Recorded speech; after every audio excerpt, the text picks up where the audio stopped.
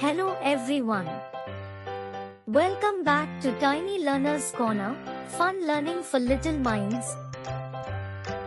ఈ రోజు మనం తెలుగు కాలాల గురించి నేర్చుకోబోతున్నాం. ఇంకా మొదలు పెడదామా? కాలం అంటే ఒక నిర్దిష్ట సమయం. మన దేశంలో ప్రకృతి ధర్మాన్ని అనుసరించి వాతావరణంలో జరిగే మార్పులు బట్టి మనకి 3 కాలాలు ఉన్నాయి. ఆ కాలాల పేర్లు ఏమిటో చూద్దామా? నా వెంట మీరు చెప్పండి. మొదటిది వేసవి కాలం, రెండవది వానాకాలం, మూడవది శీతాకాలం. చాలా బాగా చెప్పారు పిల్లలు. మళ్ళీ అన్ని కలిపి ఒకసారి చదువుదామా? వేసవి కాలం, వానాకాలం,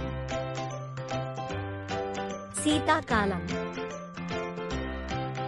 శభాష్ పిల్లలు, మీరు చాలా బాగా చెప్పారు. వీడియో చూస్తూ ఇంకా బాగా ప్రాక్టీస్ చేయండి. ఆగండి పిల్లలు, పాఠం ఇంకా అవ్వలేదు. ఇప్పుడు తెలుగు మాసాలు ప్రకారం తెలుగు కాలాలు ఎప్పుడు వస్తాయో తెలుసుకుందామా? చైత్ర, వైశాఖ, జ్యేష్ఠ, ఆషాఢ మాసాలు వేసవి కాలం.